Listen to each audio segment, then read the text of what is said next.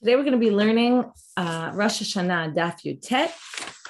We were talking, I want to do a little bit of background before we start today's daf, which is we ended our discussion. We're really talking about Megillat Ta'anit.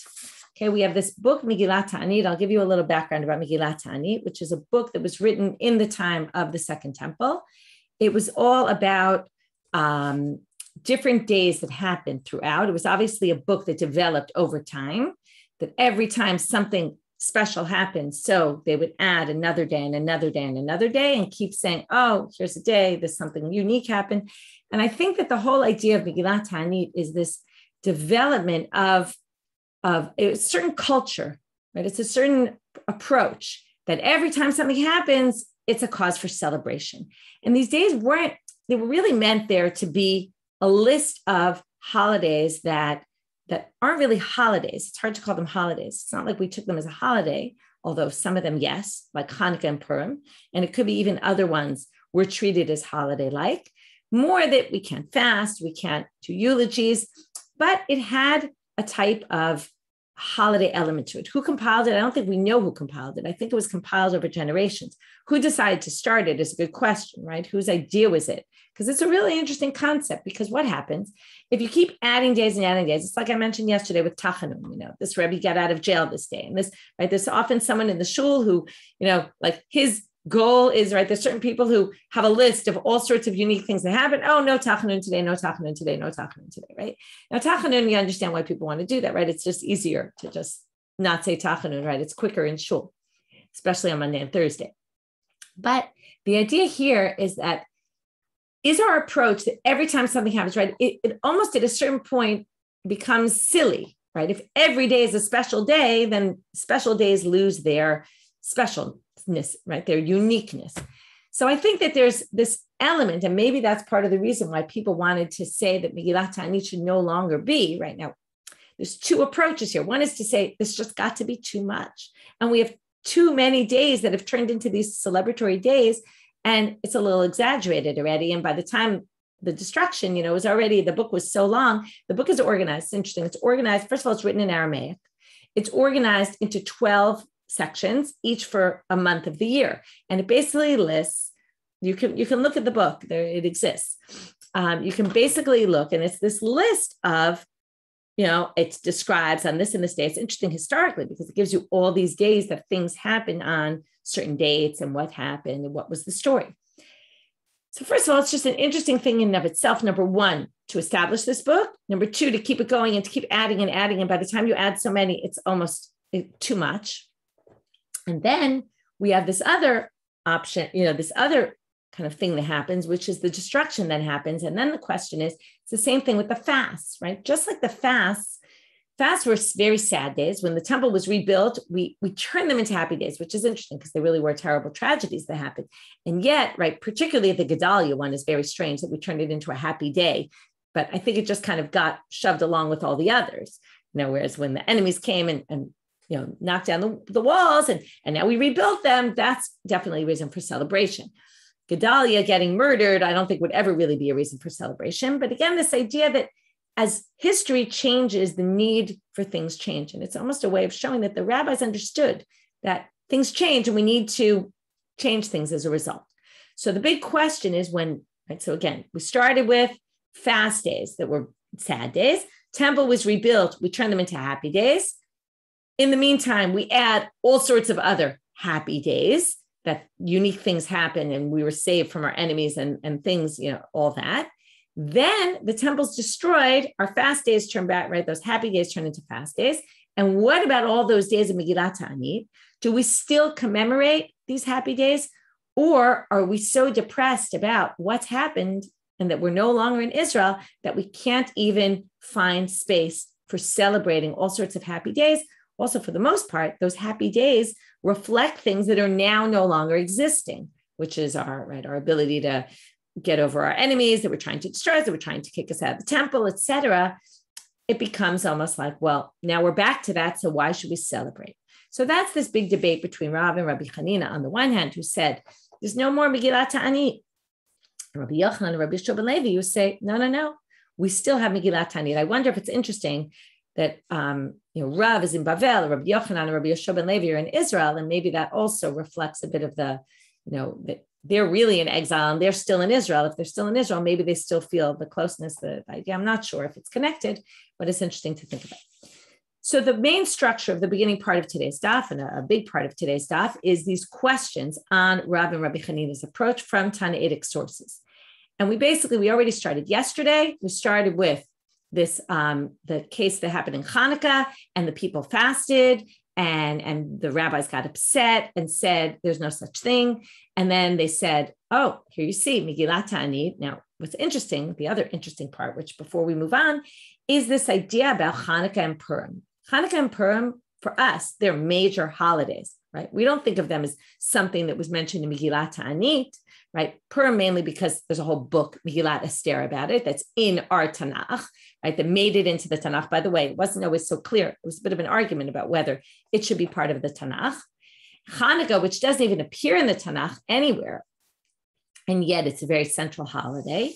And that's part of what that question was about. Why do we still have Hanukkah? To which the Gemara said, well, there's mitzvot in Hanukkah. To which they said, well, we could just get rid of the mitzvot. To which they said, well, it's Persume Nisa, right? It's already been, everybody's doing it. And it's used a little differently than Persume Nisa.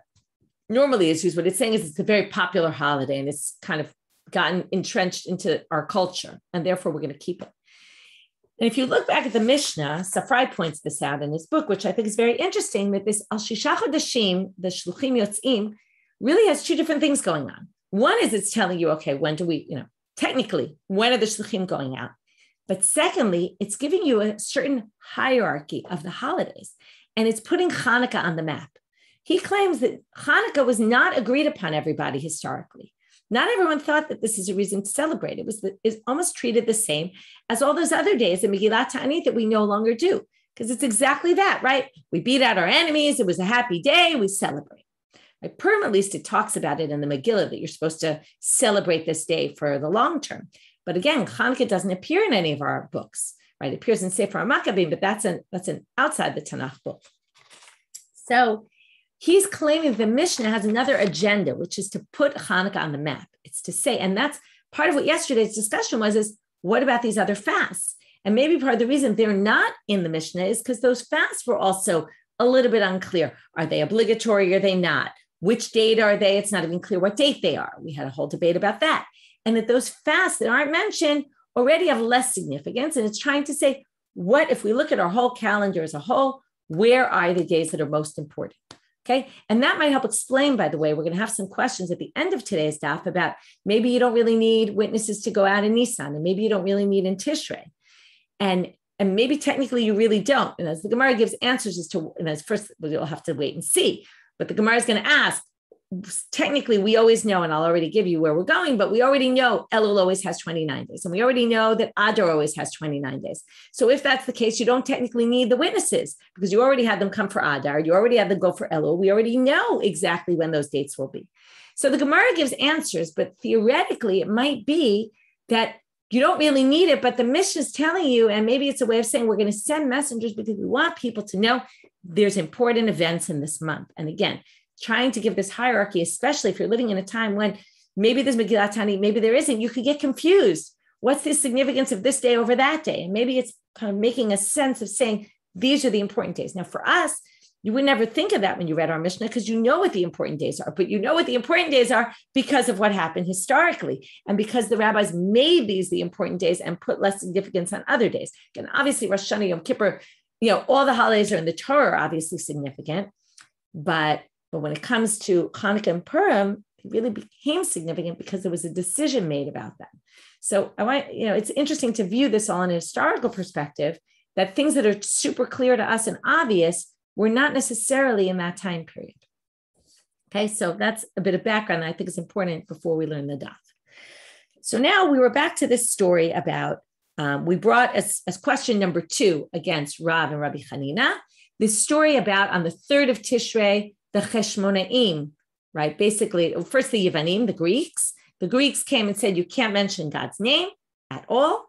When the Cheshmonaim won the war, right, one of the things they won was that now we can mention God's name. So they put it everywhere, including in shtarot, in documents. The rabbis said, major problem. People are throwing out Shem Hashem. And the rabbis canceled that we do this, and they made it a celebratory day. Why did they make this such a celebratory day? It doesn't seem like something that would be, right? It's not like we won out over our enemies, right? Normally it's we won out over our enemies. So it could be that what's going on here is, if we've seen this many times, the rabbis arguing over the Kohanim, and here they were Kohanim and they were also kings, right? And the struggle always between the Malchut, the Kehuna, and the Rabbanut, right? And there's always this struggle between them. Here you have the rabbis against people who are both functioning as the kings and functioning as the Kohanim. And there's clearly a power struggle here. And I think that the rabbis are celebrating their victory in this power struggle on this issue over that group of people. And I think that that's what's going on. There's something much more than just, oh, okay, we were able to get this, get this fixed. But normally you get an issue fixed, you don't make a huge celebratory day out of it. Okay. Now, getting back to our topic. So why did we bring this? Because if we already said that Megillat Ta'anit is canceled, then why would we be adding another day? To which they answered, what are you talking about? This was in the time of the temple, which actually makes sense because the Cheshmonaim were before the destruction, and likely this happened before the destruction. Then the Gemara says, but wait, there's a separate problem. And now we're kind of veering from our topic because, again, as I said, the topic for most of today, at least the beginning part, is going to be all these questions on Rav and Rabbi Hanina. But what we're going to get to now is questions about this Braita in general. So we're off our topic. We're going to say there's some issues here. If you're saying it happened in the time of the temple, what did we learn? All those fasts, according to that pasuk in Zechariah, are going to be happy days when the temple is rebuilt. So in the time of the second temple, this was already a celebratory day. So when the rabbi said we're going to make this a day to celebrate, which means you can't fast and you can't do eulogies. Well, it already was a day that you can't fast and can't do eulogies because it was a happy day, the day that Gedalia ben Achikam was murdered. Again, it's a little hard to say they made this happy day. But again, if you view it in the context of all those fasts, and it does say so in the verse, that this will be a day of Simcha, I guess we're celebrating that we no longer have this going on among our people, right? That we don't have Jews murdering other Jews, and maybe that's what they're celebrating. So it's already a day. So why would you need to mention this as another day? It makes no sense. So Amarav lo nisracha ela le'esor shelefanav. We're now going to learn something new. That not only, and this again, this is like the Tachanun thing, not only is the day, but the day before, and we'll see the day after, is also forbidden to fast. That's why they had to list this as another day, because they wanted to tell you that also the second of Tishrei is forbidden. Now you might say, what do you mean? The second of Tishrei was Rosh Hashanah. Okay, that's a good question. The Gemara is going to ask something else about that. But Shelefanav Nami, okay, maybe this is a proof, by the way, that there was a time when Rosh Hashanah was only one day. And therefore, the second day of Rosh Hashanah doesn't have any unique significance. So they say, well, even that, let's assume it's one day of Rosh Hashanah. The second of Tishrei would already have another issue, which is, in other words, it would already also, you would know you can't fast and you can't do eulogies. Why? It's the day after Rosh Chodesh. Now, why did they say the day after Rosh Hashanah is a very good question. First of all, I didn't get to look this up, but Resh Chet looks like Resh Hey. And it could be, it's saying it's the day after Rosh Hashanah, and it got mixed up. Some people say it says Rosh Chodesh specifically because it wanted to teach you that this would then be true for every month. That not only the first day, which is obviously a celebratory day, Rosh Chodesh, you can't right nowadays, this is true, by the way, if somebody has a funeral, you have a funeral for someone on Rosh Chodesh, they say no eulogies. Now, generally we do eulogize because we don't want to not have a eulogy, but we generally say to try to keep it very short. Okay, sometimes there's exceptions made. It doesn't always work that way, but theoretically, that's the law. So they say, again, this Gimel B'Tishrei has nothing unique about it. The Gimel B'Tishrei already was a celebratory day. The Bet B'Tishrei already was the day after Rosh Chodesh. So again, we're going to say, just like anything in Megillat Ta'anit, before and after, it's forbidden. Also Rosh Chodesh, before and after, it's forbidden to fast. So they say, no, that's not true. Rosh Chodesh de'oraita. Here's a very strong point. U'de'oraita lo bai chizuk. Rosh Chodesh appears in the Torah as a significant day. Therefore, it doesn't need strengthening. Why did we do the day before and the day after when it came to Megillat Ta'anit? Because Megillat Ta'anit were all things that were rabbinic in nature. And as we know, things that are rabbinic in nature need strengthening. This goes back to what I said before about the power struggle between the rabbis and the Kohanim and the kings. And there's always this power struggle because the Rabbanim are people, they're human, right? If we view the Torah, let's say, as Torah Mishamayim, so there's significance to the Torah. People believe that it was given by God and has more significance to it, however you perceive it, right? It's the Torah. But when it comes to things that were rabbinic, the rabbis, maybe they made a mistake, maybe they're wrong, maybe there's other people. They always have to strengthen what they institute, especially in light of the fact that there were Stukim and Prushim and Stukim and Baitusim and all these other sects that were against the rabbis, who were the Prushim. So, you can understand why they want to strengthen whatever they institute. So therefore, Rosh Chodesh doesn't need, and therefore, the second of every month, what we thought a minute ago, that it was forbidden to fast and eulogize, not true. You actually can. So therefore, you needed to tell us that Gimel B'Tishrei was this unique day because it's going to be forbidden not only on that day to fast and eulogize, but also the day before, and we'll see also the day after. How do we know that Doraita doesn't need Chizuk and Rabbanit does, and that this adding days is only true for Megillat Ta'anit and things like that, but not for anything else? As it says so in a Braita, D'Tanya, Hayamim ha'elu haktuvim b'Megillat Ta'anit asurim ben lifnehem uben lacharehem. These days, whatever's written in Megillat Ta'anit are forbidden to fast not only on those days, but the day before and the day after. Shabbatot v'yamim tovim hem asurim lifnehem u'lacharehem mutarim. But Shabbat and Yom Tov are forbidden to fast, forbidden to eulogize. And there we take it very seriously, right? Nobody eulogizes. We don't have funerals on Shabbat or Yom Tov. Although we could maybe second day until we've talked about that, but you can't do fast or do a eulogy, but the day before them and the day after them are permitted. And the Braita continues to explain. What's the difference between those and those? Exactly what we said. Divrei Torah don't need strengthening. But those are rabbinic, and rabbinic need strengthening. So one final question before we get back to our topic. But wait,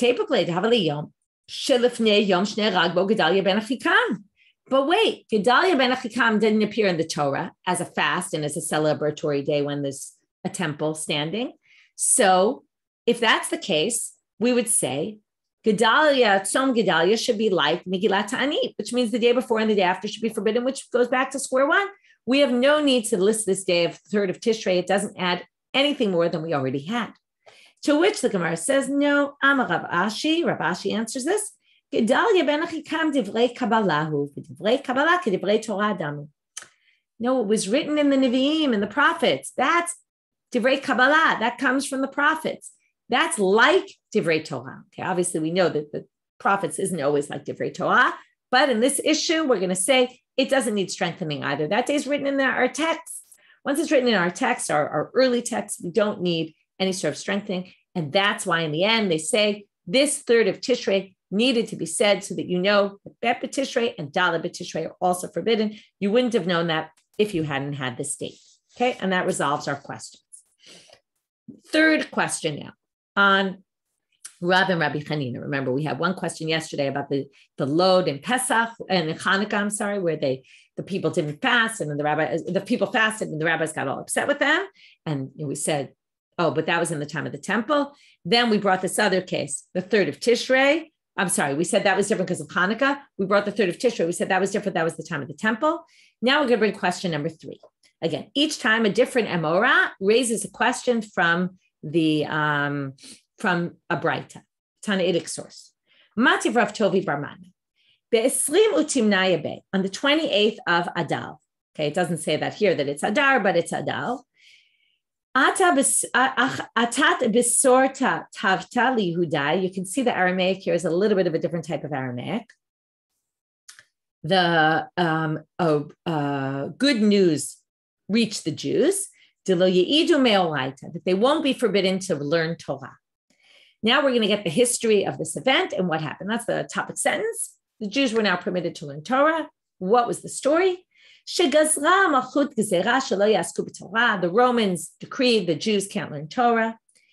Shelo yamulu et benehem. They can't do brit milah. These are very famous, right? These tzerot, they always kind of include the same things. No learning Torah, no brit milah, no circumcision, v'sheichalalu Shabbatot. And they have to desecrate the Shabbat.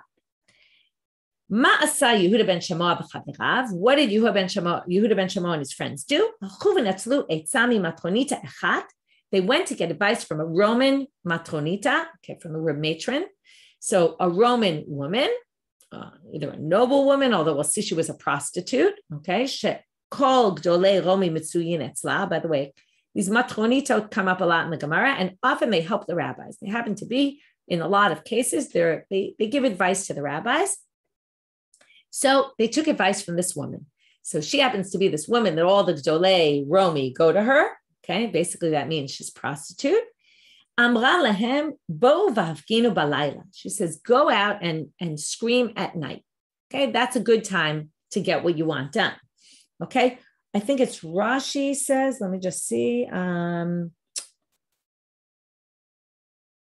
Hufkinu, right? No, he doesn't say it, but there's different reasons why nighttime, right? Some people say your screams are heard better at night. Maybe there's less distractions going on. I think she's telling them to go at night because when they walk out of the prostitute's house, right, they're in a different frame of mind than when they walk out from work and, it's the middle of the day. So they're kind of, all their barriers are kind of dropped. So they took her advice. So they go out and they protest at night. Okay, Ifginu means literally protest, but we'll see exactly what they did. Amru, they said, Shamayim, it's kind of swearing in the name of God. Lo achechem anachnu, v'lo b'nei av echad anachnu, v'lo b'nei em echad anachnu. Are we not brothers? Do we not share the same father? Do we not share the same mother? You're Esav, right? Rome came from Esav. We're Yaakov. We have the same parents. Rivka and Yitzchak. I don't get it, right? Aren't we friends? Why are you treating us any differently from any other nation? You're basically mistreating us when in fact we're your closest of kin. So what happens? Ubitlum. And in fact, they said, oh, you're right. And they cancel the gzera. Okay, fascinating story, right? Interesting that would succeed after all that, right? You think about the Romans and they got them at a good night, at a good time, right? This woman gave them good advice. It's all about the timing. And they got it. Now, Isa Kadata, back to our question. If you hold like Rav and Rabbi Chanina, if there is no longer Megillat Ta'anit, same question as before. Kamai Tabatul, we got rid of all the early ones. We're going to add new ones. Doesn't make any sense. First of all, I just want to take a break for a minute and think about this. Does it really not make sense? Megillat Ta'anit was written all these days when the temple was around and all these days where we were safe for our enemies. Then the temple's destroyed and, we're very sad and things are bad. And we basically get rid of all those days. But to a certain extent, new days come up and maybe we want to bring them back, right? And they'd say, oh, well, now we had a new miracle to celebrate. Let's add this. Not such a crazy idea. Even if Megillat Ta'anit, theoretically, you still could have logic for adding, which is why I think that part of the cancellation of Megillat Ta'anit was the cancellation of the concept of Megillat Ta'anit. You could see how in the beginning, it might have made sense. Okay, we have a unique a day to celebrate. Let's add it.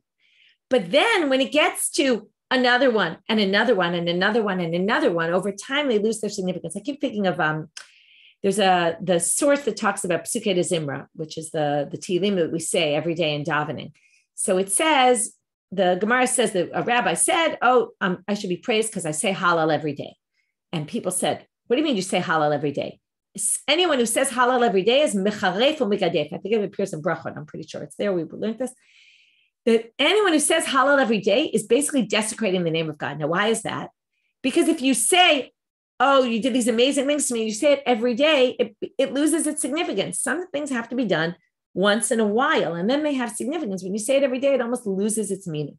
So I think that's what happened with this Megillat Ta'anit. They added and added and added and added. And in the beginning, it made sense. But when you get to so many, right, in the end there, the Gemara says, what I meant was Psukei de Zimra, which is not Hallel, right, that we say on holidays. That's unique for holidays. I say like a lesser praise every day, and that's okay. But the point is that when it gets to be too much, it loses its significance.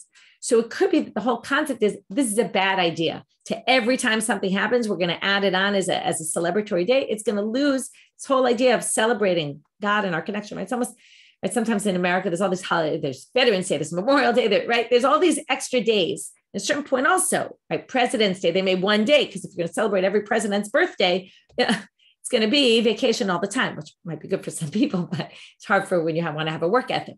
So you can see this concept of too much, right? So basically, here we're saying, if we got rid of this, then we shouldn't be adding on anymore, because we basically decided that we're stopping to do this. So the Gemara answers, so first they bring a suggestion, which they're going to reject, which is, how did we answer the last question? We said, well, it was when the time of the temple was still around. So maybe this is also, but this is not going to be able to be, and you'll see why in a minute. If you want to say this also happened when the temple was still standing, if you know the generations, so Rabbi Meir was after the destruction. He was 2 generations after. And Rabbi Yehuda ben Shammai was his student, which we're going to prove now in a minute. We don't know so much about Rabbi Yehuda ben Shammai, but we're going to see it comes up in a Mishnah. It's going to be clear that he's quoting something in the name of Rabbi Meir, so he's his student, which means he was 3 generations after the destruction. You can't possibly say this happened during when the temple was still around. So that answer is going to be rejected.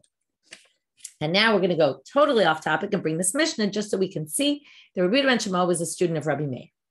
Ditnan, klei zchuchit shenikvu. Okay, we're back to Tumat Kalim, our favorite topic, right? Impurity of vessels. So you have a glass vessel. I'm going to tell you already, there's at least 4 different interpretations of how to understand this Mishnah. Because it's not our topic, I'm going to go very simply with one of them, but know that if you're reading something else in a commentary, you might be reading something else than what I'm saying. If you have a klei zchuchit, which became tamei, okay, a glass jar, vessel, whatever it is, it then got a hole in it. And then because of the hole, remember, once it gets a hole, depending on the size of the hole, if it's a useless vessel, then it becomes pure again. No, it's really useless, but it would lose its impurity. And then you put lead inside to fill in the hole.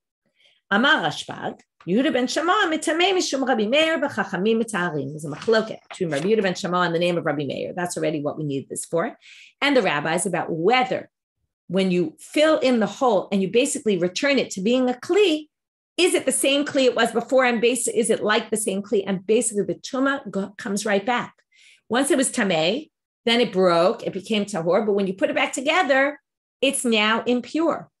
Or do we say, no, it lost its impurity. You put lead in, it's a different material even. This is something different. This isn't what it was before, and therefore will be pure. To which the Gemara answers, Tinaihi. Don't worry that Rabbi Yehuda ben Shammai was after the Churban, and it seems like we're adding days. This whole idea whether after the Churban or not, we basically keep these days or not, is a debate among Tanaim, which basically we can now redo everything we learned until now. Every Tanaitic source they brought, we could say, oh, that source was the one that says this Tanaitic opinion, and this source was a different, right? And we hold, or Rabbi Chanina held by a different Tanaitic opinion. That will resolve all our questions. But before we move on, I want to think about this example they bring, right? Is it just random that they brought this, or is there significance to this case, and can it shed some light on what we're learning? So if you think about the concept of what's happening here, something was whole and it broke, and then you filled it in with something else. So of course, what do I think of? That we were just talking about this whole idea of Megillat Ta'anit, and when the temple's destroyed, when the temple's rebuilt, the fast days, and what the significance of them. Right, we don't have a temple, right? We have a temple. It's like a whole vessel. Then it breaks, and then it's no longer the same as it was before. And even when you rebuild it, right, does it have the same nature, or is it different? Is it, right? The second temple wasn't really like the first temple, but yet, what do we say? We treat it, right? Everything, all the bad things turn to good, because it's as if, on the other hand, there's this, maybe we want to keep some remnants of what was and still remember those days as sad days or not, or when, and it's all this idea of destruction and being rebuilt. So I thought it was very connected to this concept of the Beit HaMikdash being destroyed. So food for thought. So let's see the Machloket Tanaim. Detanya. Hayamim ha'elu haktuvim b'Megillat Ta'anit, בין בזמן שבית המקדש קיים, בין בזמן שאין בית המקדש קיים, אסורים דברי Rabbi Meir. So here we have Rabbi Meir says it explicitly. These days whether the temple is destroyed, whether the temple is not destroyed, they're still forbidden to fast and eulogize on those days. So that matches the Braita that we just quoted against, right? That they added this day because the concept of Megillat Ta'anit is still around, and therefore, yeah, sure, you can add days. And Rav and Rabbi Chanina hold by, and then obviously Rabbi Yoshua ben Levi and Rabbi Yochanan, who held that Lo Batzla Megillat Ta'anit, actually go by the Rabbi Meir's opinion. Rabbi Yossi Omer, Bizman Shebeit HaMikdash Kayam Asurim, Mipnei Shesimcha Olehem. When the Beit HaMikdash is around, they're forbidden because they're days of happiness. Ein Beit HaMikdash Kayam Mutarim, Mipnei She'evel Hu Lahem, right? He says it explicitly. This is sad now, right? When you how could you celebrate something that was a great day that you don't have at all now, right? Try to imagine being in a terrible situation and trying to celebrate some day that you have, right? Imagine some tragedy happens and it happens on your birthday, right? This unfortunately happens, right? Where, God forbid, a parent dies and it's your birthday. Your birthday forever will be viewed differently, right? You'll have trouble celebrating it because it's marred by something else that happened. So now we're going to move on and get to the halacha. Very interesting halacha. So the Gemara often doesn't paskin halacha, and here, in fact, the Gemara paskins, and then we say, "Oh, wow, great! The Gemara is going to tell us what the halacha is," but it's going to be very confusing. It's like when you ask directions, and they say this way, and they put their arms right crisscross and point in different directions. So that's exactly what the Gemara does. Hilchata batlu, v'hilchata lo batlu. The halacha is they canceled Megillat Ta'anit, and the halacha is they didn't cancel Megillat Ta'anit. Oh, that really doesn't help very much. So the Gemara says, Kashya hilchata. Hilchata, right? These seem to contradict each other. Lo kashya. The Gemara says this is actually not difficult. Kan b'Hanukkah Purim, kan b'Shar Yomi. Very fascinating. They say, and this again goes back to what I said in the beginning of class. If you haven't learned, if we hadn't discussed it, I think it would be even more shocking. But we're going to distinguish between Hanukkah and Purim and the other holidays. What this is basically saying is Hanukkah and Purim were part of this big michlol, this big collection of days that we celebrated because it helps us to understand Megillat Ta'anit, right? When we think of the story of Hanukkah and Purim, what happened? We were in dire straits. God came and saved us. We celebrate as a holiday, right? Or a miracle happened. We were saved from our enemy. That's what all these days were like. Okay, some more significant, some, maybe less, broad, maybe not. Maybe Hanukkah and Purim were both things that were involved a lot more people of the community, maybe. I don't know the difference between them and all the others. But the idea here is that Hanukkah and Purim were really just part of this whole collection of days of Megillat Ta'anit, which were, again, pseudo holidays, maybe some of them were really just don't fast, don't this. But they were part of this Megillat Ta'anit, which, yes, Becky, it raises the question, how are we able to fast on Ta'anit Esther? If we say it's part of Megillat Ta'anit and the day before and the day after are problematic, the commentaries all have different answers to that. You can look them up, but I don't recall the answers they give. Again, it's a really good question, but there are all different answers offered for that. But the question usually is better than the answers.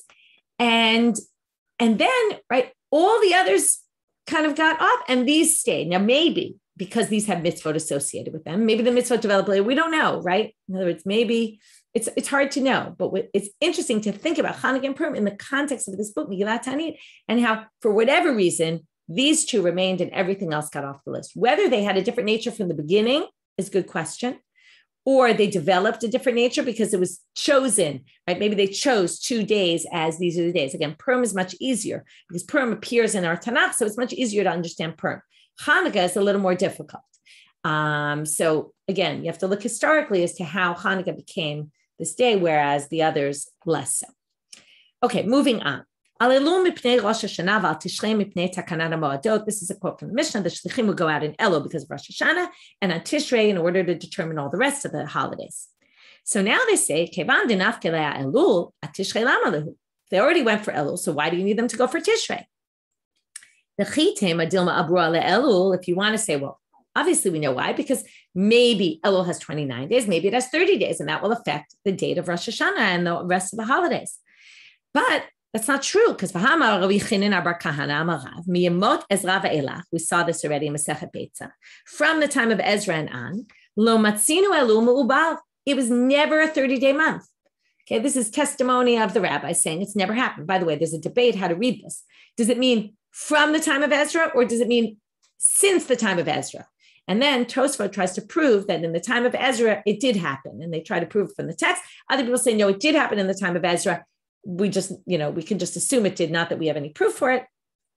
But after that, it hasn't happened. And remember, they're living way after Ezra's time. Ezra was when they first returned to the temple. This is many, many years later, right? This is after the destruction of the temple. So basically, right, we're going to say either which way, it hasn't happened in a very long time, and it's never a 30-day month.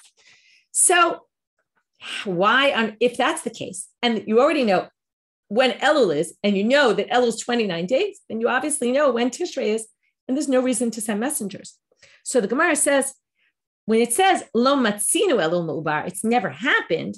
Lo matzinu de lo itzterich. It's never happened because we've never needed to. Ha itzterich, but if we did need to, ma'abrinam. What does it mean if we would need to? So a few different interpretations. One is if, for example, if they didn't see the new moon on the night of the 30th, then they would have to wait, right? They would need to. It just never happened. Or sometimes we want to make sure Yom Kippur doesn't come out on Friday or Sunday. And in general, Lo Adu Rosh, it doesn't come out on 3 days of the week. First, right, the Sunday, Wednesday, and Friday, right? The first day of Rosh Hashanah will never come out on those days for various reasons. And therefore, sometimes you need to move the calendar, right? You need to play with the months in order to make that happen. So what they're saying is it's never happened, but theoretically it could happen. And that's why the shluchim need to. It might not have ever happened, but it doesn't mean that it won't happen in the future, and they might need to some random year. So now they say, wait a minute. If that's the case, Rosh Hashanah, now here it seems like they only kept 1 day of Rosh Hashanah, okay, which is interesting historically, right? We already talked to Bates that there were 2 days, but it could be at an earlier point there wasn't. If that's the case, what will happen? Every month we know Elul is 29 days. So day number 30 of Elul is going to be Rosh Hashanah. If there's a year where we're going to need to change things, what's going to happen? They're going to change it. Okay. They'll decide the 30th day is not Rosh Hashanah, but no one's going to know because it's the day one of the month. So, and then they're going to determine the second of Tishrei was really, you think this second is really the first, and that's going to affect, right? Why do we need this? For all the other holidays. So the Gemara says, but Hamakalka Rosh Hashanah. If we need to change the dates, we're going to mess up everybody's Rosh Hashanah. They're going to celebrate a Rosh Hashanah on the wrong day. How could we possibly let that happen? So they say, again, pick and choose. Mutav tekakel Rosh Hashanah v'lo yitkal kula mo'adot. Better that we mess up Rosh Hashanah than to mess up all the other holidays. In other words, we're willing to sacrifice the fact that the people messed up and did Rosh Hashanah on the wrong day. They thought they were doing it on the right day. They had reason to rely on the fact that, most of the time Elul is 29 days. And therefore, they celebrated Rosh Hashanah the next day. The wrong day. But at least we could fix all the other holidays and have them be on the right day. So therefore, theoretically, you could change the date, and therefore the shluchim need to go out in Tishrei just in case it ended up being a year. They had to make it 30 days. So then they say, Daikanami dekatana. You can also infer that from our Mishnah, because look at the language of our Mishnah. Al Tishrei mipnei takanana moadot shmamina. Why do they go out in Tishrei? Litaken et moadot, to fix them. That in the event that they need fixing, we're fixing them and putting them in the right day. Next line in the Mishnah. Al Kislev mipnei Hanukkah v'al Adar mipnei Purim. Now notice what's missing here.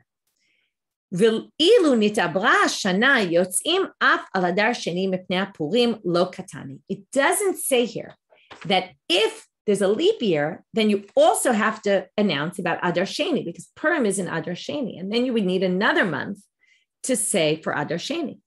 So since it doesn't mention that, you'd have to assume Matnitin Deloka Rebbe, our Mishnah must not match Rebbe, because Tanya, it says in a Braita, Rebbe Omer, Im Nitabra Shana Yotzim Af Al Adar Sheni Mipnei Purim. I'll just put it as an aside that Rebbe is Rabbi Yehuda Nasi, who put together the Mishnah. It's always interesting when you note that he didn't always put his opinion in, right? He, I guess, had a lot of humility and didn't always think it was important to put his own opinion in. He sometimes put in other opinions. It's all question. But there's books written about what Rebbe, what thought process he used in putting together the Mishnah. And it wasn't always, I want to get my opinion in. So Rebbe said, you have to go on Adar Sheni because of Purim. So now the question is, what's the debate between the person who appears in our Mishnah and Rebbe? So first they're going to suggest one thing, then they're going to change it. Lema b'haka mifli. Let's suggest that this is the machloket. Demar savar kol hamitzvot hanoagot b'sheni noagot b'rishon. One says everything they do the first month, also they do the second month, but meaning that they also already did it the first month. So in the worst case, they mess up, they've already done it the first month.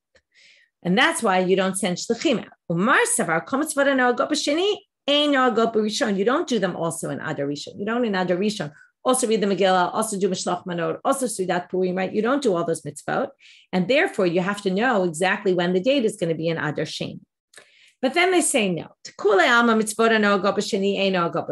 Everybody thinks you don't do them.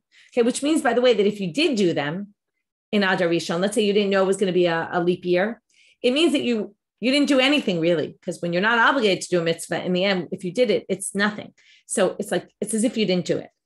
So really, everybody thinks it's that way. And really, the machloket is, the machloket is, what are the rules when you add a new month? Do you add, is it clear how many days the month is going to be? What are the rules for Ibor Shana? When you add Adar Sheni, is it clear that there's a unit called Adar Sheni and it's made up of X amount of days? Or is it just like any regular month that could potentially be Malay or Chaser, right? 30-day month or a 29-day month. Okay, we haven't really talked about this from a zoom out perspective, but months were either 29 days or 30 days. We're going to get into this with Kiddush HaChodesh. And it was just a matter, did you see the new moon the night of the 30th? If the new moon appeared, then you make that day number one. If the new moon didn't appear, then the 31st day becomes day number one of the next month. So in general, there's 29 and a half days in every month. And it's just that every other month, basically, with a few sometimes exceptions, we do it like that. So now they say, and then here's the machloket. Titania, Kami Ibor Shana, Shloshim Yom, Rashba Gomer Chodesh, a month. Now, right now, they assume Chodesh means 29 days. So one says 30 days, one says 29 days. So Maishna Lamed, Tiyade, Chodesh Nami Yade, wait. But then they're both exact days, and that wouldn't be the basis of the machloket. So Amar Papa, Manda Amar Chodesh, Ratza Chodesh, Ratza Shloshim. What he meant when he meant Chodesh, he did mean 29, but he meant you can decide 29 or 30. So if you can decide 29 or 30, then you need to tell us how many days it's going to be, and we need to know. You need the shlichim to go out. If it's definitely 30, then you don't need shlichim. You know exactly how many days. Okay, what we're talking really is the first Adar. When you decide to add a new month, how many days is the first Adar? Okay. Rabbi Yoshua ben Levi mishum kala kadisha Yerushalayim al shnei adarim. Now we're going to see, which is interesting. Historically, we're going to see the position of the holy community of Jerusalem, which often we say means Rabbi Shimon ben Manasseh and Rabbi Meshulam. I forgot his last name, maybe Ben Klonimus, I forget. But either it's two people but it's representing Israel. Now, Israel were the place where they did the Kiddush HaChodesh. The other two opinions we're going to see are from Babylonia, which is interesting because, right, they're disagreeing with the Israelis, and you would think the Israelis know better about this topic. So he testified, Rabbi Shua ben Levi, he also was from Israel, al shnei adarim shemekadshim otam biyomi burehem. He basically said, we always make the 30th day, meaning they're both always 29 days, both Adars. Right? It sounds like you're saying they're always chaser, they're never malay. They're always, right, less days, not 30-day months. This must be to say, I disagree with Mididarash Rav Nachman bar Chisda, because he Rabbi Simai, Mishum Chagai Zechariah Malachi. He testified in the name of Chagai Zechariah Malachi. It goes back a lot in history. Al shnei adarim, sheim ratzu la'asotam, shnehem aleim osim, shnehem chaserim osim, echam alei achar chaser osim. Everything's a possibility.